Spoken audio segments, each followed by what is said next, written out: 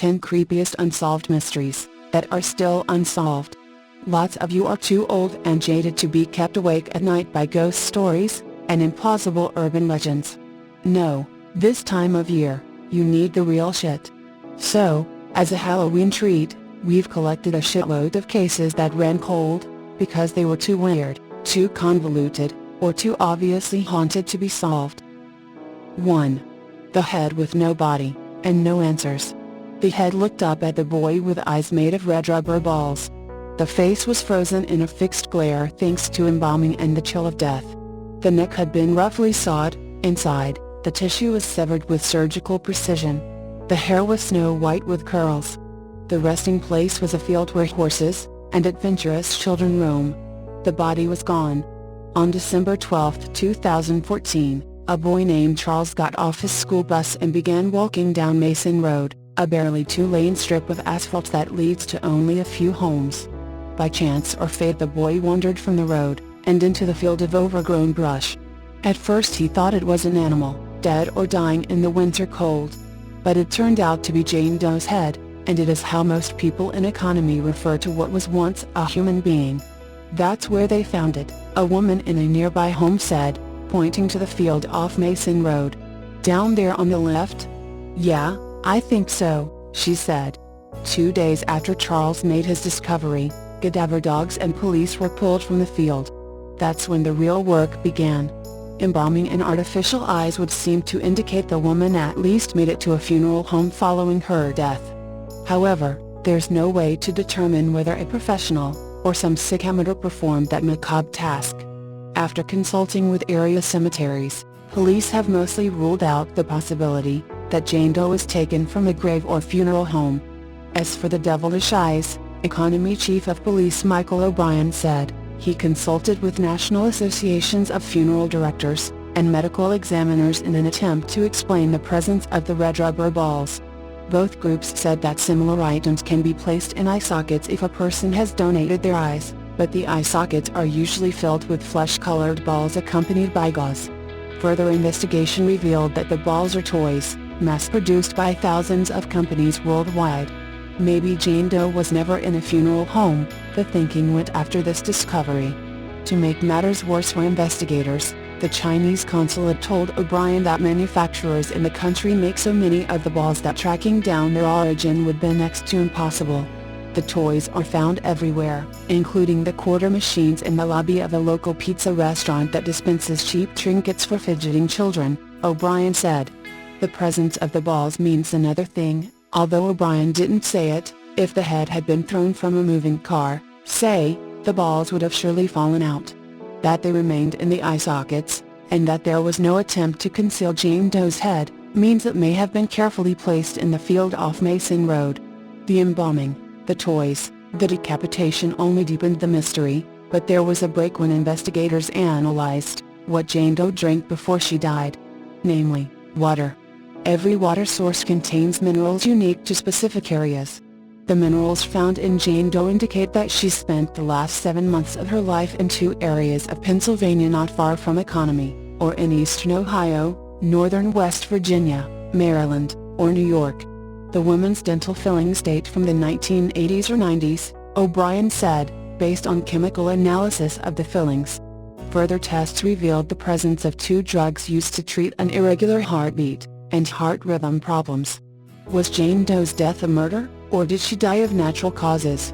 A local prosecutor speculated that the woman, thought to be in her 50s, with white hair and with obvious health problems, may have been in the care of nursing homes, being moved around by family, which would explain the minerals found from different locations in the area. It is one thing to shuffle an aging relative in poor health from home to home as her family members carry on with their lives, but how did Jane Doe end up decapitated? And how did she end up in the field off Mason Road? Since Charles found her head, Jane Doe has been viewed by any number of local police, state and federal law enforcement personnel, at least one sketch artist, a mortuary scientist or 2, and whatever technological whizzes put together the 3D clay rendering released in photos to the public in early December of last year, the latest attempt to identify the woman. It's in good enough shape, Economy Police Chief Michael O'Brien said of Jane Doe's head. good enough for the sketch artist to perform their duty, O'Brien meant, and for the 3D renderers to do theirs. But for a picture to be taken? Not so much, O'Brien hinted. Police dismissed the theory that Jane Doe could have been a missing person early on. If a missing person ended up at a funeral home, where she could possibly have been embalmed, surely someone there would have recognized the fact that a body had arrived with no identification or known relatives. But considering there is no way to tell whether the embalming work performed on Jane Doe was done by a professional or an amateur, as O'Brien noted, perhaps missing persons cases should be considered in the investigation. The same reason for ruling out a missing person was also apparently applied by police to hospitals, from where the hard drugs found in the woman's system likely came. How could a documented missing person be treated at a hospital without anyone catching on? There are hundreds of open cases of missing women, from the states in which Jane Doe may have lived, Pennsylvania, Ohio, West Virginia, Maryland, or New York, according to the mineral test results. Those cases don't include women listed as missing from the Rockies or the Northwest where the same minerals come from, cases that were immediately ruled out because Jane Doe wasn't found there, but in western Pennsylvania. A Daily Beast review of open missing persons cases, for the states in which police believe Jane Doe may have lived just prior to her death provided more than a few possible matches. There may be no greater possible match than Tamara "Tammy" Porin. Porin went missing from central Pennsylvania in 1986, and the photos of her on a national missing persons database bear a remarkable similarity to Jane Doe. Both have the same short, curly hair, circular tip of the nose, and round, soft jaws and chin. Porin's brother, Ernest Porin Jr., agreed the renderings of Jane Doe look very much like his long-lost sister. "I can see a huge likeness of what Tammy would have looked like," Ernest wrote in an email. "But I personally believe she was killed back in 1986. Still, Ernest and his sister told the Daily Beast they are more than willing to submit DNA to eliminate Tammy from the pool of possible matches for Jane Doe. When I told O'Brien about Porin in mid-December, the police chief took down Ernest's name and number, apparently interested in possibly putting an end to the mystery. Weeks after leaving Pennsylvania, I reached out to Ernest, who said law enforcement had not yet contacted him. During our conversation, O'Brien said 30 leads have been exhausted or excluded. Yet there remains some hope that the woman's body might eventually be found, perhaps even in the area by a roaming hunter. But we've been through a spring turkey hunting season and a fall deer season," O'Brien said, "and we haven't found it yet." O'Brien could remember just 2 or 3 homicides in the last decade in the area. Economy is a quiet place, and for a head to show up with no body nearby and no one to claim it is beyond strange, O'Brien said. Enough to leave a 25-year police veteran nearly speechless? "It is very bizarre," O'Brien said, shaking his head. The woman whose head was found in the field just outside the small town could have been a missing person, but police have dismissed that possibility with the stunningly simplistic reasoning that a missing person would have been caught by the complicated system of coroners, funeral homes, cemeteries, hospitals, and law enforcement agencies that all become involved when one dies. Police are fairly certain Jane Doe is not a missing person, a strange funeral home mistake, or the victim of a body snatcher. These conclusions leave at least one more possibility: the woman was murdered and ended up being the subject of some ghoul's sick experiment. Whatever the case, Jane Doe is entirely a mystery. Maybe she was shuttled from one nursing home to another, as heart problems caused her health to deteriorate. Maybe she wandered from one of those facilities at some point, only to be embalmed and decapitated? Perhaps she was at a funeral home, her head strangely removed somewhere between the embalming table and the grave. Worst of all, Jane Doe may have been a missing person, on the road for years only to be killed at an age when most Americans would like to be considering things like retirement and grandchildren, the slow years that allow us to reflect on the complicated beauty of a life filled with victories and losses, love and heartache, joy, pain, hope, and the wisdom that only comes when wrinkles like hers begin creeping across our faces. The possibilities: murder and dismemberment, body snatching, elder abuse, a missing persons case gone terrifyingly wrong, dementia-induced wandering, absentee family members, seem as endless as the winding roads outside economy that lead only deeper into the hills of the Alleghenies. 2. The mysterious death of Chuck Morgan. Throughout the 1970s, Arizona had become the go-to place to funnel drugs, and to launder ill-gotten funds. This was largely due to lax state laws which allowed individuals to purchase land through anonymous trust accounts, unwittingly making Arizona the perfect state to hide large sums of money, without anyone being the wiser. Once word of this loophole got around, the area became a haven for crime syndicates to set up shop. By 1977, over 500 racketeers were calling Arizona home, and caught in the middle of it all were the escrow agents. Charles Chuck Morgan had been one such escrow agent. Chuck had once alluded to his wife that he had sold land escrows to a certain mafia crime family, and was also believed to have helped facilitate the transfer of funds, from cash into gold and platinum bullion, but Chuck had refused to go into specifics. According to Ruth Morgan, Chuck's wife, Chuck told her that the less her and their girls knew about the deals, the better. Ruth thought little else of the conversation until March 22, 1977. Chuck had left for work that morning as usual, and nothing seemed to be out of the ordinary until Chuck failed to return home that night. During the time of Chuck's disappearance, Arizona had begun to crack down on many of the area crime bosses, who had been utilizing escrow services like Chuck's to hide their money. Chuck was alleged to have been a key witness in a state land fraud case prosecutors had been building against the head of mafia crime family. Miraculously, Chuck reappeared 3 days later.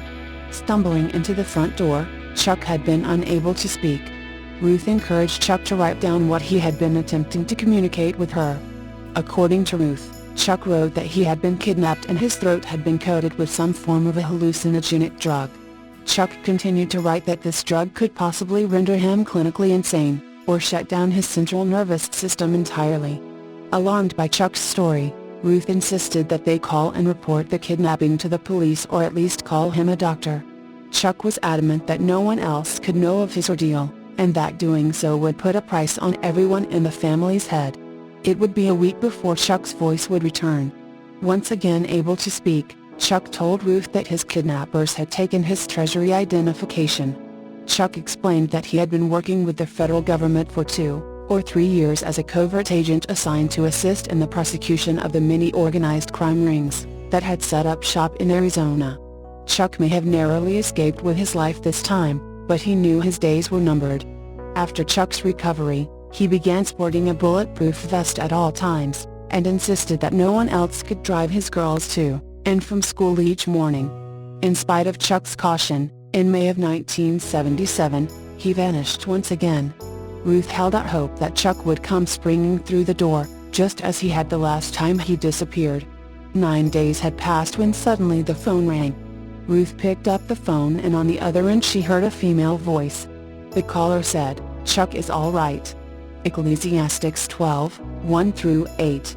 Before hanging up the phone, the passage reads, "Remember your Creator in the days of your youth, before the days of trouble come and the years approach when you will say, I find no pleasure in them, before the sun and the light and the moon and the stars grow dark, and the clouds return after the rain, when the keepers of the house tremble, and the strong men stoop, when the grinders cease because they are few, and those looking through the windows grow dim, when the doors to the street are enclosed, and the sound of grinding fades, when people rise up at the sound of birds, but all their songs grow faint, when people are afraid of heights and of dangers in the streets, when the almond tree blossoms and the grasshopper drags itself along, and desire no longer is stirred.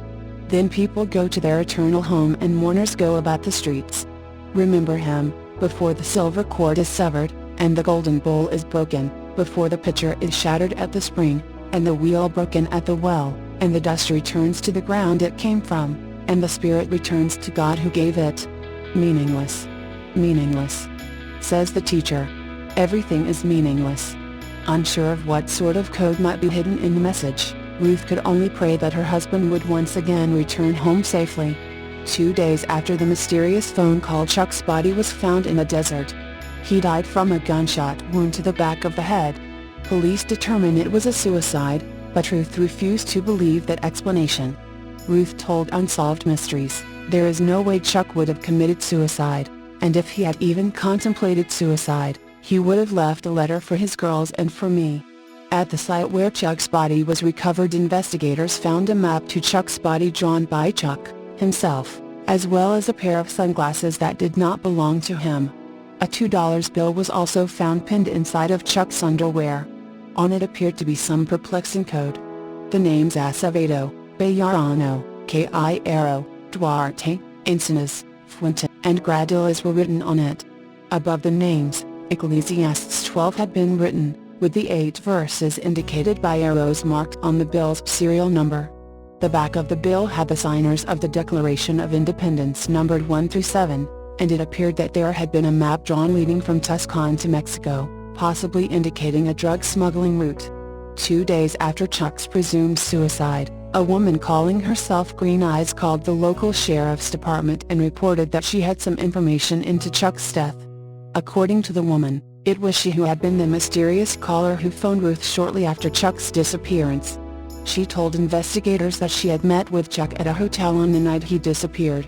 He had been carrying a large briefcase full of money. Green Eyes said Chuck believed that the money would be enough to buy him out of a paid mob hit that had been placed on him. Some believed that when Chuck went to meet with the hitman, he handed him the money and expected to walk away. Instead, the hitman took the money and killed Chuck anyway. After Chuck's death, Ruth says several individuals claiming to be from the FBI showed up at her home and appeared to be looking for something. What the FBI had been doing there, or if the people who came to Ruth's home had even been employed by the FBI, remains a mystery. Some believe that if Chuck really had been working with the federal government, then the message written on the $2 may have been a coded message to pass along to other agents. Chuck's death remains unsolved but has since been tied to 2 other mysterious cases. Don Devereaux had been a Phoenix reporter who took an interest in Chuck's mysterious death, and is currently one of the foremost experts on this case. In 1990, Doug Johnston, an employee of a computer graphics company, was found shot to death in the parking lot across the street from Devereaux's building. At the time of his death, Johnston drove a similar make and model to the car Devereaux drove, and it is believed that Johnston may have been mistaken for Devereaux. An area medical examiner could not determine for certain whether Johnston's death had been a suicide or a homicide, and the case remains unsolved. 3. The chilling, unsolved murder of the Grimes sisters. On December 27, 1956, Barbara and Patricia Grimes left to see a movie. It was the last night anyone saw them alive. In the mid-1950s, Elvis Presley was all the rage. Scores of teenage girls played his records and saw his films at every opportunity. Barbara Grimes, 15, and her sister Patricia, 13, were no exception. The Grimes sisters had seen Love Me Tender, Elvis' latest mega hit, an impressive 14 times, and still hadn't gotten their fill. So, on December 27, 1956, they left their home for a 15th viewing at Chicago's Brighton Theater. It was the last night anyone saw them alive. That wintry evening in late December had been quiet. The girls left the house at about 7:30 p.m. with a total of $2.50 between them. After seeing the film, they planned to return directly home. Assuming the girls might stay for the double feature, Loretta Grimes expected to see her daughters no later than 11:45 p.m. but when the time came, the girls never arrived, and Loretta grew worried. 2 of the older Grimes siblings went to the nearby bus stop to wait for their sisters. When 3 buses passed with no sign of the girls, the older siblings returned, at around 2:00 a.m., and broke the news to their mother. A search was quickly assembled. Dorothy Weinert, a friend of Patricia's, had also been in the theater and sat behind the sisters. Though Dorothy left after the first film, she mentioned having seen Barbara and Patricia at the concession stand, seemingly in good spirits. One of the largest city ride hunts in Chicago history followed.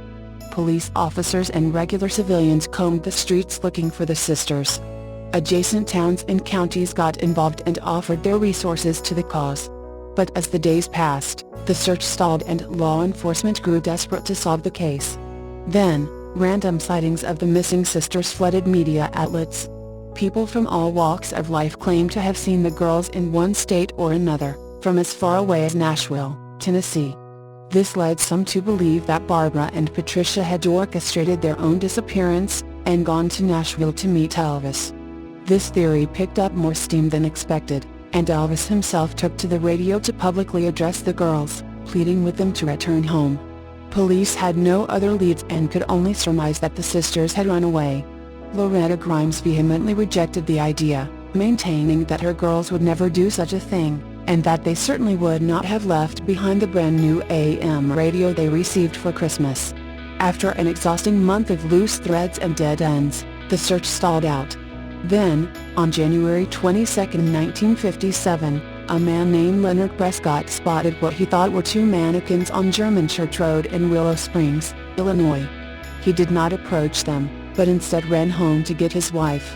Together, the Prescotts inched closer and found the naked bodies of Barbara and Patricia Grimes, positioned awkwardly, with Barbara lying face down and Patricia lying face up on top of her sister. Their faces had been damaged by neighborhood animals.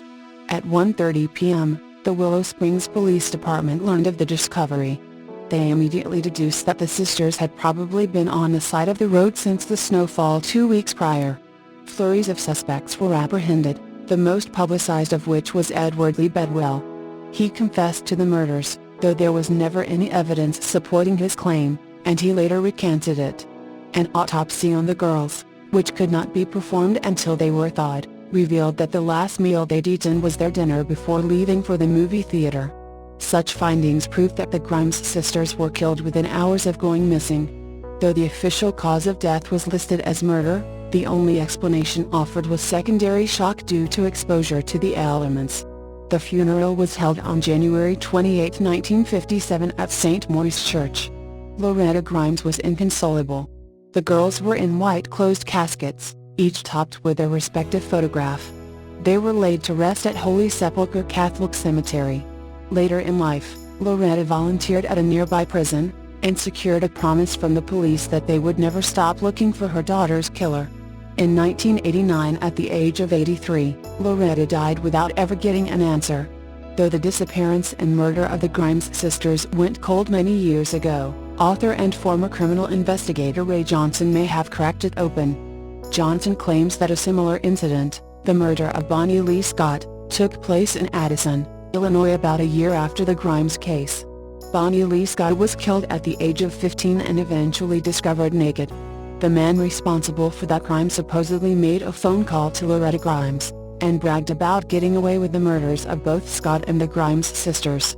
Johnson asserts that information about this phone call went unpublished by the media back in the 1950s, and also that non-lethal marks on the Grimes sisters' bodies, around the abdomen, were very similar to marks found on the body of Scott. Lastly, Johnson claims to have spoken to a third girl who was abducted with the Grimes sisters but escaped. She was 14 years old at the time, and did not come forward out of fear. Charles Leroy Melquist was convicted for the murder of Bonnie Lee Scott, and sentenced to 99 years in prison. He served 11 years of his sentence before his release, and later married and had 2 children. Melquist was never officially implicated in the Grimes killings. The case of the Grimes sisters remains unsolved. 4. Jonathan Luna. It's a crime that may never be solved. 10 years ago this month, a federal prosecutor was found dead in a Brecknock Township stream, within earshot of the Pennsylvania Turnpike. Jonathan Luna, 38, an assistant U.S. attorney in Baltimore, had been stabbed 36 times and his throat had been slit, but he actually died by drowning in the shallow water. The Lancaster County coroner ruled it a homicide. Luna's boss vowed to find the killer. A $100,000 reward was posted by the FBI. A decade later, the case has gone stone cold. Officially, the inquiry remains open. But some who knew Luna, as well as amateur sleuths who have followed the case, say it's never been much of an investigation. They say it's almost as if officials don't want to find the killers. Something stinks, said Ed Martino, of Blue Ball, a private investigator who spent years looking into Luna's death. You're not talking about some street drug dealer, you're talking about a young U.S. attorney. It's not a difficult crime to solve. If you want to solve it. Jonathan Luna seemed like a modern-day Horatio Alger, the son of a Filipino father and African-American mother, who rose from the projects of the South Bronx to attend Fordham University. then get his law degree at the University of North Carolina at Chapel Hill.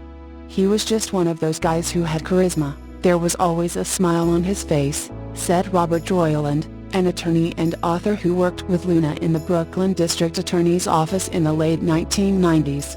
Prosecutors in Brooklyn tend to be fairly hard-nosed, crabby guys, but John was not that. He was cultured and gentlemanly. Luna became an assistant U.S. attorney in Baltimore in 1999. He was married to an obstetrician and had 2 children. On December 3, 2003, he was prosecuting a drug case that wasn't going well. 2 Baltimore men, Dion Lionel Smith and Walter O. Poindexter, were accused of selling heroin. Poindexter also faced a murder charge. The chief witness, Warren Grace, was a convicted heroin dealer working as a paid FBI informant. But as Harrisburg author Bill Kieseling detailed in his 2005 book on the case, The Midnight Trial of Jonathan Luna, Grace had broken the conditions of the confidential informant programs, slipping out of his electronic monitoring device, and having heroin unrelated to the case in his vehicle, among other allegations. That information came out during the trial, and defense attorneys accused Luna of failing to disclose it. Over lunch December 3, Luna offered a plea deal. He was in his office working on the agreements late that evening when he left, apparently suddenly. His car was clocked leaving the parking garage at 11:38 p.m. He left his cell phone and his glasses on his desk. Luna's midnight try took him to Delaware, where around 1 a.m. he withdrew $200 from an ATM at a rest stop near Newark. Then he traveled to New Jersey before crossing into Pennsylvania on the turnpike. At 4:04 a.m. Thursday, December 4th, Luna's silver Honda Accord exited at the Reading-Lancaster interchange. The toll ticket had blood on it, suggesting he already was injured. At 5:30 a.m., an employee of Simpson and Weaver Well Drilling, on Dry Tavern Road in Denver, noticed the Honda Accord, its front end hanging over a stream on the property. Blood was smeared on the driver's side door and front fender, and had pooled on the rear passenger side floor. The car was still running. Luna's body was beneath it, in the water. He had dozens of stab wounds, many to his back. Kieseling, who talked to workers who prepared Luna's body for burial, wrote in his book that Luna's hands were shredded with what looked like defensive wounds. His scrotum was slashed, his throat cut. Then Lancaster County Coroner Dr. Barry Welp ruled that Luna had died by drowning. He classified the death as a homicide. Last week, Welp declined to discuss the case, saying, "I don't recall, I don't have any records, I can't comment on it at all." Police combed the area where Luna's body was found, looking for a murder weapon, but initially found nothing. 6 weeks after his death, authorities announced they'd found Luna's own penknife. It was deemed to be the weapon that killed him. The autopsy report was never filed. Lancaster County Coroner Dr. Stephen D'Antoni said that since the case is still under investigation, he's legally prohibited from releasing it. He did say that while the case happened 5 years before he took office, it remains the official opinion of this office that the findings of the autopsy report were most consistent with homicide. Hours after Luna's death, his boss, Baltimore U.S. Attorney Tom DiBiagio, declared, "We will find out who did this, and we are dedicated to bringing the person responsible for this tragedy." But within days, the Luna story was evolving. The Baltimore Sun reported that Luna had been involved in a robbery case, in which $36,000 in cash had gone missing. The newspaper would subsequently report that at the time of his death, Luna feared he was on the verge of losing his job, and had retained his own attorney. There also were personal allegations, such as the assertion that the happily married Luna had posted profiles on adult websites, seeking female sex partners. News coverage, citing law enforcement sources, also began to speculate that Luna killed himself. Kieseling calls it a well-timed hit job on Luna's reputation. Roland, the attorney who worked with Luna, has never believed a word of it, and he blames federal investigators for smearing his friend. The very people who should have looked after him in his death didn't do so, and instead went 180 degrees in the other direction and decided it was useful to spread scandalous and unfounded rumors, he said. Several sources say Welp's successor as coroner, Dr. G. Gary Kirkner, was pressured to change the autopsy report and reclassify Luna's death as a suicide. Kirkner, who died in August, reportedly refused to do so. "I spent time in Gary's office, and he was scared to death," Martino said. "He knew it wasn't suicide, he knew it was a homicide. But all the evidence disappeared, and the coroner was told not to talk." The FBI, which continues to offer a $100,000 reward for information on the case, referred all comment on the case to Pennsylvania State Police. State Police spokeswoman Maria A. Finn said that the case remains open and under active investigation, therefore we really can't comment on it. She urged anyone with information on the case to call local authorities or Pennsylvania Crime Stoppers at 1-800-4-PRODIPS. So who did kill Jonathan Luna, and why? Kiesling, in his book, suggested the mob may have been involved, that Luna may have double-crossed powerful figures. Others think the FBI knows more than it's telling. But among those who have followed the case, there's almost universal agreement that the inquiry into Luna's death has been substandard at best. Kiesling discovered that a grand jury was convened in 2009 to look into Luna's death, but it never issued any report. "Here we are, and it's just really sad," he said. "If you or I disappeared from our office, if this was some insurance salesman, there'd be a more thorough investigation. This guy was a drug prosecutor from Baltimore, for God's sake. It's like something out of Breaking Bad." Roland, Luna's friend, agreed. "This was a federal prosecutor," he said. "Who knows what this could have been, payback, a revenge killing. Now we'll never know, and that's the frustrating thing." 5. The Beyond Bizarre Murder Case of Roland T. Owen. In January 2, 1935, a man checked into room 1046 of the Hotel President in Kansas City, Missouri. He signed the register as Roland T. Owen. He carried no luggage, and when the bellboy let him into room 1046, the only items he removed from his pockets were a comb, a brush, and some toothpaste.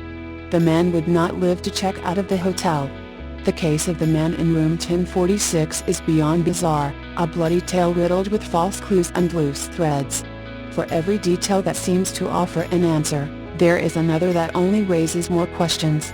When the maid came to clean the room on the day Owen checked in, she found him sitting with the shades drawn tight, and only one small lamp switched on for illumination. He told her to leave the door unlocked because he was expecting a friend, but left the room before the woman finished cleaning.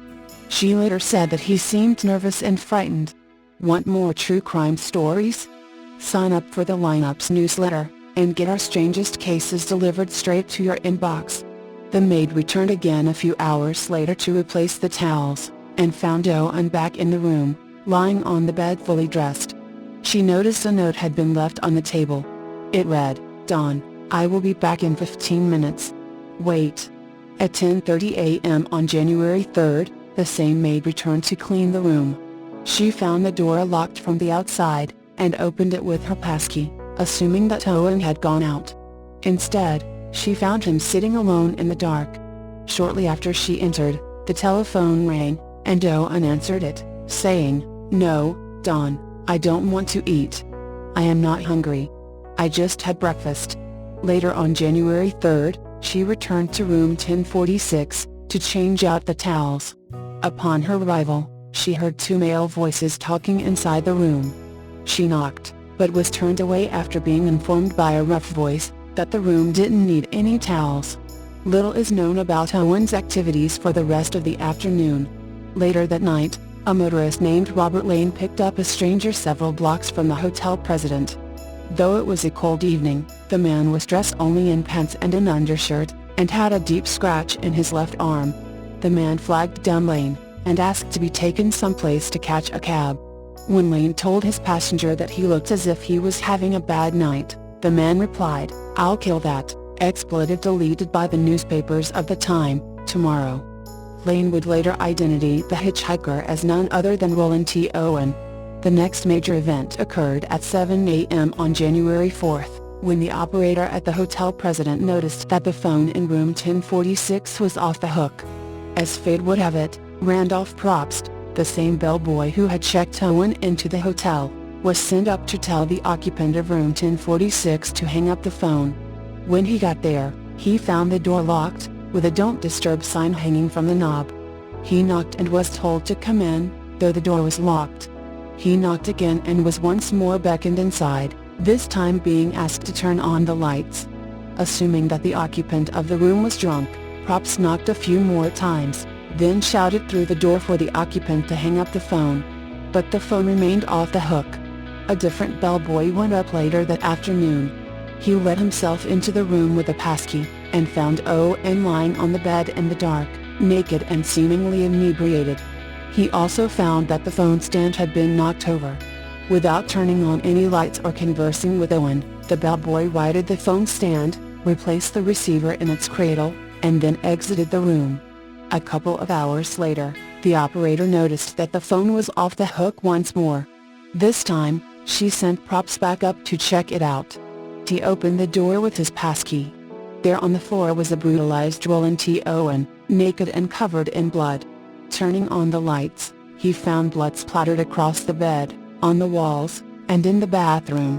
When police arrived, they discovered that Owen had been tied up and tortured for several hours. He had been stabbed multiple times, and his skull was fractured from repeated blows to the head. Somehow, Owen had survived the assault. When police tried to question him, all he would say was that he had fallen against the bathtub. He slipped into a coma and died that night. With Owen's death, details emerged that only compounded the mystery. Authorities scoured room 1046 for clues. They found the label from a necktie, an unsmoked cigarette, a woman's hairpin, a safety pin, and a small bottle of sulfuric acid. There were also 2 water glasses, one of which yielded 4 fingerprints that may have been female. But the most baffling development was yet to come. When police tried to confirm the victim's identity, they could not find any record of a Roland T. Owen that matched the victim's description. The man had checked in under a false name. Roland T. Owen was now a John Doe. The body was brought to a local funeral home and publicly displayed, in the hope that someone could identify it. Several people believed that they did recognize the individual, but claimed to have encountered him under alternate names in different locations throughout the city. Unable to identify their victim, let alone his killer or killers, the police were prepared to bury the man as a John Doe in the local potter's field. Then, the funeral home received an anonymous call, asking that the interment be delayed until money could be sent to cover a proper funeral. The money arrived anonymously, by special delivery, and the body was laid to rest in Memorial Park Cemetery in Kansas City, Kansas, under the name Roland T. Owen, which the caller insisted was real. An equally mysterious delivery of money went to a local florist to buy a bouquet of roses to lay on the grave, with a card that read, "Love forever Louise." A year later, in 1936, a woman from Birmingham, Alabama, read an account of the murder in the magazine American Weekly. She believed the dead man might be her friend's missing son, Artemis, who had left home in April of 1934. Artemis Ogletree's mother went on to positively confirm the body of Roland T. Owen as that of her son. Authorities assented to Eleanor's claim. The victim had finally been identified. Of course, the mystery was far from over. In the early 2000s, around 70 years after the murder, Dr. John Horner, a librarian at the Kansas City Public Library, received an anonymous out-of-state call. The caller said that he had been itemizing the belongings of an elderly person who had recently died. Among the deceased's belongings was a box of newspaper clippings about the Artemis Ogletree, Roland T. Owen murder. In addition to the clippings, the caller claimed the box contained an object that had been mentioned in one of the articles. Alas, the caller refused to give Horner his name, or tell him precisely what it was that he found. Who killed Artemis Ogletree? Why was he murdered, and why did he assume the name Roland T. Owen? At this point, the truth of what happened in room 1046 will likely remain a mystery. 6. The strange case of William Cantalo and Sir Hiram Stevens Maxim, teleporter? The story of William Cantalo and Sir Hiram Stevens Maxim remains an unexplained mystery, with possible evidence of teleportation, double lives, and corruption. William Cantalo claimed he was born around 1838, in the Isle of Wight. He first came to notice as an advanced engineer who developed many strange, and unidentified objects around the 1870s. By this time, He owned a curiosity shop on French Street in Southampton. At that time he was also the landlord of the Old Tower Inn. Beneath the pub was a tunnel where Cantalo spent much of his time, turning it into an underground workshop.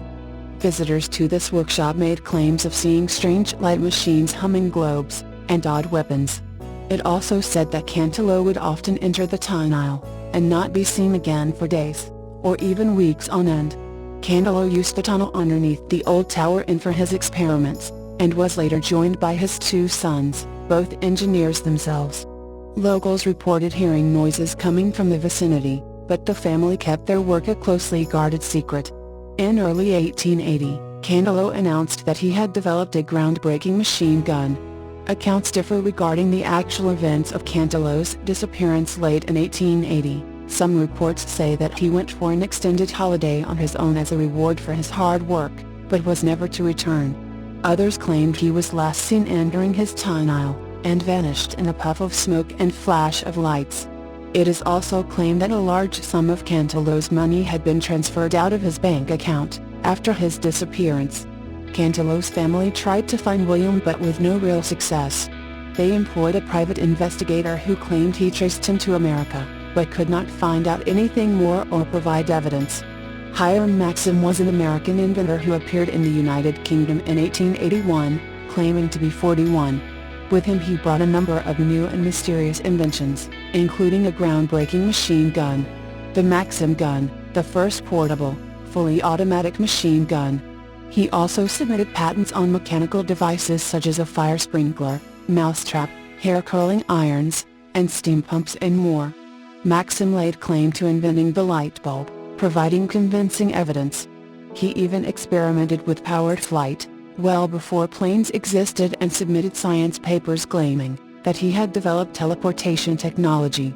Cantalo's two sons happened across a photograph of Maxim, whose similarity to their father led them to believe that he was still alive, and had assumed a new identity. Descriptions of the gun also sounded similar to the one they had worked on, and they set out to investigate. The sons tried to challenge Maxim, but he wanted nothing to do with them, claiming by letter that he was from America and not the Isle of Wight. This only led the sons to believe Maxim was in fact their father, as nobody outside of the immediate family knew they originated from the Isle of Wight. He refused to meet the boys. With good evidence to support Maxim's previous life in the USA, along with his papers claiming that he had developed a way to transport himself from one place to another, the sons believed their father had been living a double life, and teleporting himself backwards and forwards. BBC's Steve Punt investigated Cantalo's disappearance and the sons' claims. He discovered that Maxim had complained about a man who was impersonating him in America. He also showed a photograph of Cantalo next to his machine gun to the Royal Armouries, who stated that the weapon appeared to be exactly the same as the Maxim gun. A facial expert who compared the images of Cantalo and Maxim highlighted that there were some visible differences between the two men, but also some similarities. 7. The story of Blair Adams' bizarre death. I recently began listening to an excellent podcast by Richard McLean Smith called Unexplained. In his show, Smith details a different historical event each episode that, well, just cannot be explained. After listening to a few episodes, I began to wonder if there were any bizarre cases that had occurred in East Tennessee. Cases that, despite all attempts to make sense of what happened, no concrete explanation could be given. After a quick search, I found exactly the type of story I was looking for, and it had occurred right in one of the cities I call home, Knoxville, Tennessee. This story begins in 1996, in British Columbia, Canada's westernmost province, and centers on a young man named Blair Adams. Blair worked as a foreman at a construction company and was characterized by co-workers, friends, and family as a generally friendly and cheerful guy. But in the summer of 1996, this began to change as Blair was described as having frequent and wild mood swings and becoming noticeably anxious to the point where he was losing sleep. His unusual behavior came to tipping point on Friday, July 5, 1996. That Friday, Blair rushed to the bank and emptied out his accounts and his safety deposit box, withdrawing over $6,000 in cash and thousands more in jewelry, gold, and other valuables. On Sunday, Blair attempted to enter the United States, but was stopped at the border. The unusual amount of cash and valuables he had made border officials suspicious that he was a drug trafficker. After being turned away, Blair headed to the airport, where he purchased an airplane ticket to Frankfurt, Germany. Only hours after purchasing the ticket, Blair arrived unannounced, and in a panic at a friend's house. There Blair begged his friend to help him cross into the United States, as he was terrified someone was after him and trying to kill him. His friend, however, was unable to help him. That Tuesday, the day his flight was scheduled to leave, Blair went to the airport, had his ticket refunded and rented a car. He once again headed for the border, where this time he managed to get through and entered the U.S. After arriving in the U.S., Blair drove his car to Seattle and purchased a ticket for the first plane leaving the Seattle airport. This flight took Blair to Washington, D.C., where he arrived early on Wednesday morning and then rented another car and began to drive to Knoxville. The first confirmed sighting of Blair in Knoxville was at a gas station around 5 p.m., where he asked an attendant for help with his car troubles. The attendant quickly found that the problem with the car was that the key Blair was trying to use did not go with the car he was driving. Blair and the attendant searched the car and surroundings for the correct key, but their search was unsuccessful. Blair arranged to have the car towed until the rental company could get him another key, and he headed to a local hotel to stay the night. At the hotel, his strange behavior continued as cameras in the lobby filmed him entering and exiting the building 5 times before approaching the desk and finally paying for a room. An employee later noted that Blair had seemed agitated and paranoid, constantly looking behind himself. Immediately after purchasing the room, Blair left the hotel before ever going to his room. Blair exited the hotel at 7:37 on the night of July 10th. And that was the last time he would ever be seen alive. The next morning, Blair Adams' body was found in a parking lot only a half-mile away from his hotel. He was found with his shirt torn open, his pants removed, and his socks turned inside out. Strewn around his body was $4,000 cash and a mixture of American, Canadian, and German currency, along with a bag full of gold and jewelry. His body was covered with cuts and bruises, and a later autopsy report revealed he had been killed by a blow to the abdomen that ruptured his stomach. Blair Adams' murderer was never found. I found this to be such a bizarre story, and the fact that it ended here in Knoxville made it that much more interesting. The most rational explanation for Blair's unusual behavior is that he had quite simply lost his mind, and was suffering from a severe attack of paranoia. Even the police believed his fear of being murdered was just a delusion he had created in his head. But if it was just a delusion, then the craziest part is that it actually came true. It is unlikely that he was the victim of a random violent crime, because why would a random attacker leave a small fortune scattered around his body? Why would a random attacker remove his clothes in such a strange way? If his fears of being murdered were actually warranted, then how could anyone have possibly followed him on his quick and unpredictable journey from British Columbia to Knoxville? Who or what could Blair have been running from that could easily track him across a continent? And how did Blair suddenly not have the correct key at the gas station for his car after driving it all day? This story makes no sense no matter how you turn it, and ultimately the mystery surrounding the death of Blair Adams will likely remain unexplained. 8. The horrific unsolved murder of 7-year-old Gary Grant Jr. On Thursday, January 12, 1984, 7-year-old Gary Grant Jr. was at home from school due to a teachers' conference. At the time, Gary Jr. had been living with his mother, May, because of a divorce with her husband, a New Jersey police officer, a year prior. During the early morning hours on Thursday, Gary Jr. told his mother he had an appointment at 2:30 p.m. She asked what he meant, but he replied by saying it was secret.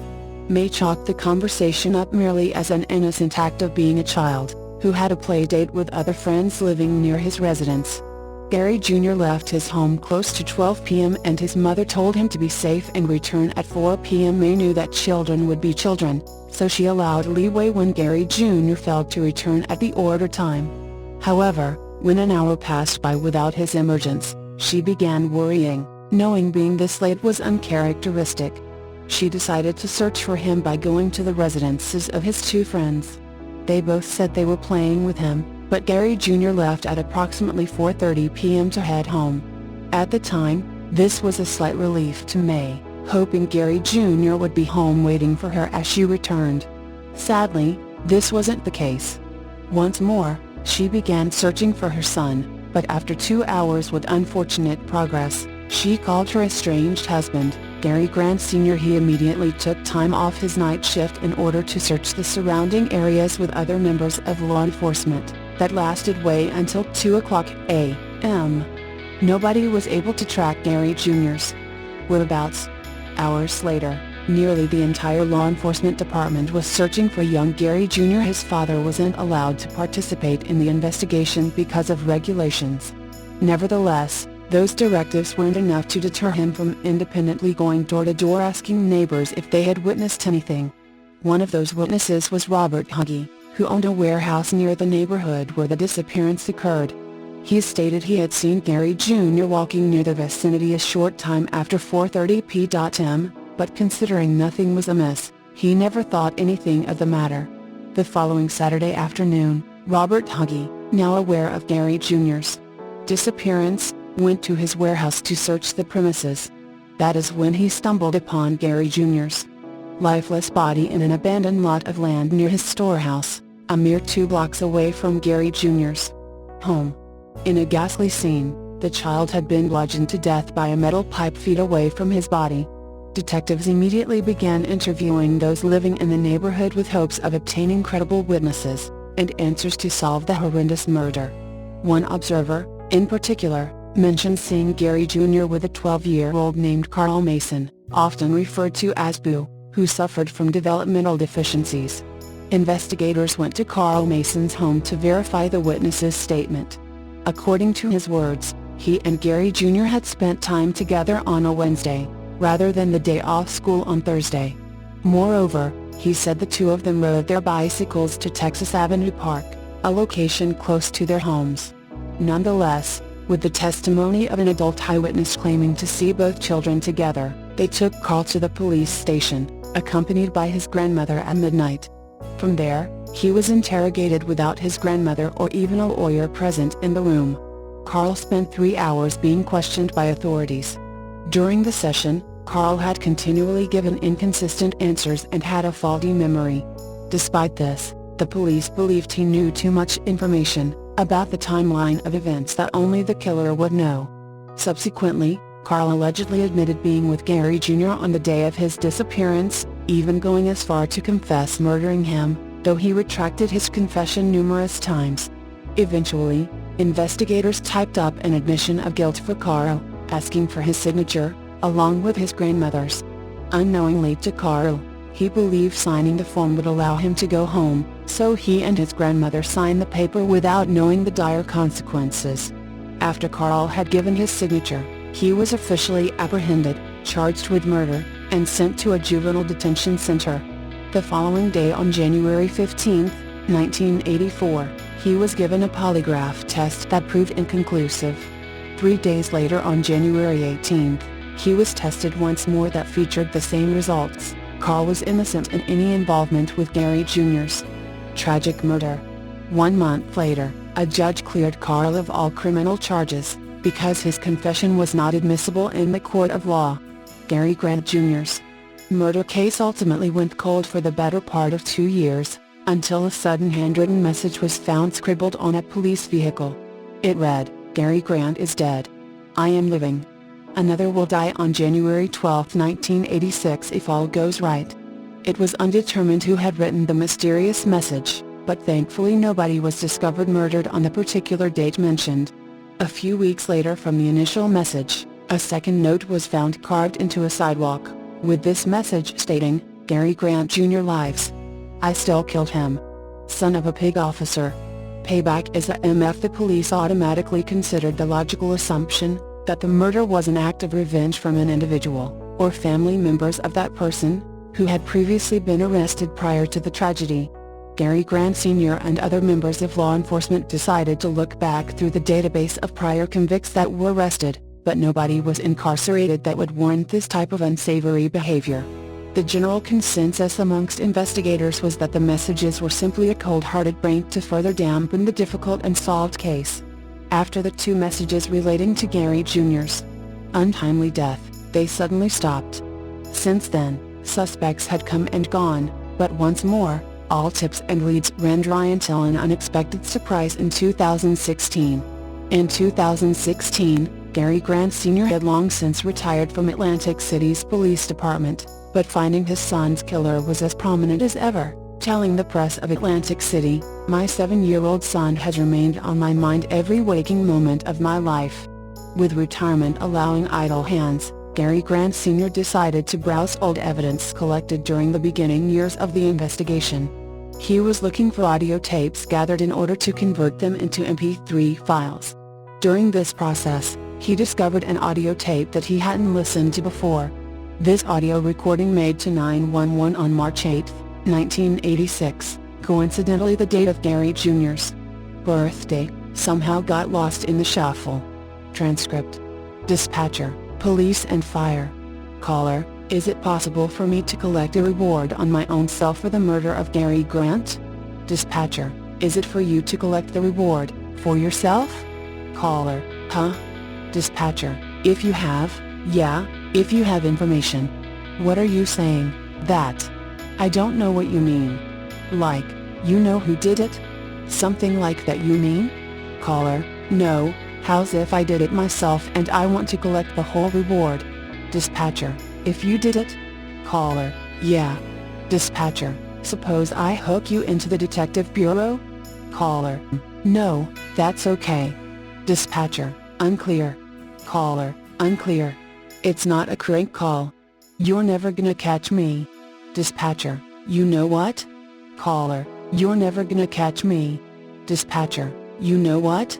Take your time. I didn't hear you.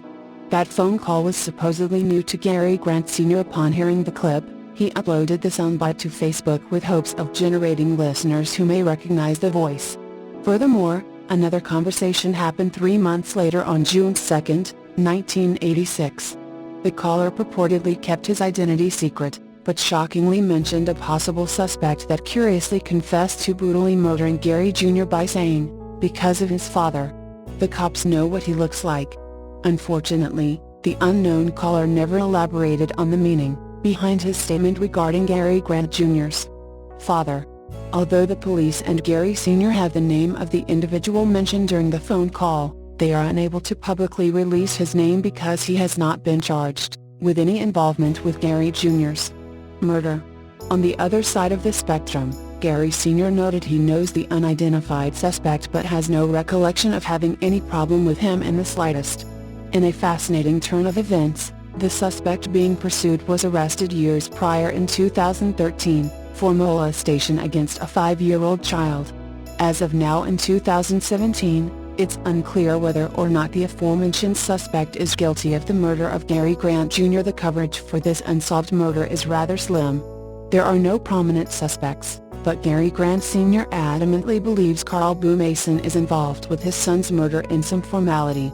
He also holds firm that Carl never acted alone, but regrettably, those are only theories to a case still unsolved for over 3 decades. 9. The mystery of Rebecca Corum's disappearance. In 2011, a 24-year-old British woman named Rebecca Corum went missing. She was a children's minder on the Disney Wonder cruise ship. Corum supposedly fell overboard while the cruise ship was near Mexico and her body was never found. Her disappearance case is still open, with her family determined to get to the bottom of the mystery. According to the BBC, police officers from the Bahamas investigated the case since the Disney Wonder was registered there, which means it's out of the United Kingdom's jurisdiction. However, it is possible for all crimes at sea that involve United Kingdom citizens to be investigated by their own authorities. Unfortunately, it is now being said that investigators believe Corum to have been pushed overboard and murdered. A proper investigation on her disappearance was not done. Apparently, the British authorities were being given instructions to keep all information regarding the tragedy completely classified from the press, as well as the Corum family. One of the greater mysteries is that there were transactions made on Corum's credit card after she went missing. There is no further information regarding this incident. Chris Matheson, Labour MP, believes there is something wrong about the case and that it seems very suspicious. He believes there is sufficient evidence to prove the high possibility that a serious crime took place. He thinks a case should remain open, and be examined thoroughly until a conclusion can be drawn. Mike Corum, Rebecca's father, is livid about the situation and the fact that information was not disclosed to him and his family, after the Bahamian and British authorities discovered information. They have not been able to hold a proper funeral for Rebecca as her body has not been found, and this is highly disturbing for her family. According to John Prescott, a former ship steward, the most unsettling part of the disappearance is the conspiracy of silence regarding the case and the fact that the United Kingdom is not doing more to determine what happened to one of their own. After Rebecca vanished, the entire crew searched the ship for her and were unsuccessful in their findings. The United States Coast Guard, as well as the Mexican Navy, also held searches that were not successful. The Cheshire Police said they had done everything in their ability to help and provide support and comfort to her family. But the Corums and others seem to think otherwise. The results for this case are, unfortunately, still unknown. Hopefully the truth to Rebecca Corum's disappearance will be uncovered soon, and her family can cope in peace with the findings. 10. Michael William Negri. Negri was a freshman at the University of California in Los Angeles, UCLA, in 1999. He lived on the 6th floor of Dykstra Hall Dormitory on campus, which is located near the intersection of Gailey Avenue and Strathmore Boulevard. Negri had been playing a computer game with a friend for several hours. The game ended at approximately 4:00 a.m. on December 10, 1999, and he logged off of his computer at that time. Negri's roommate awoke at 9:00 a.m. and discovered Negri had disappeared. Authorities believe he left his room between 4:00 a.m. and 9:00 a.m. that day. All of Negri's personal belongings, including his clothing, shoes, wallet and musical instruments, were left behind in his residence. He has never been heard from again. Search dogs tracked Negri sent to Sunset Boulevard and Bellagio Street in Los Angeles, but no other evidence was located. Authorities released a sketch of a possible witness in Negri's case in 2000. The unidentified Caucasian man was seen inside Dykstra Hall at 4:35 a.m. on December 10. Investigators do not know if the individual is connected to Negri's case or if he did indeed witness anything, but they would like to question him. A sketch of the man is posted below this case summary. He is described as being approximately 35 years old in 1999, and 5'7" to 5'8" tall with a heavy build. The man was wearing a shiny gray jacket with a turquoise-colored design. The individual has yet to be identified. Negri did not have a vehicle at UCLA. He left behind his parents and two younger brothers. His family said they could not uncover any hidden secret he may have had at the time which would have led to his disappearance. Authorities have few leads in Negri's case. The prominent psychic Sylvia Brown appeared on the Montel Williams show and spoke about Negri. She claimed she had a vision that Negri was alive and living close to UCLA, possibly in the towns of Brentwood or Westwood. There is no proof to back up Brown's claims, however, and Negri's mother has stated that she does not believe them. Negri is described as having a loud, sudden laugh. He says "doop" when he is pleased. He sings jazz songs to himself. He does not like bare feet. He recites trivia dealing with the Simpsons television series, and he enjoys computer and video games. Negri is also a skilled trumpet and steel drum player. Negri's case remains unsolved, but police suspect foul play. There has been no activity on his bank account, credit cards, or Ralph's Club card since before his disappearance. At the time he went missing, he was a good student and had a music scholarship. Authorities are investigating his disappearance as a homicide.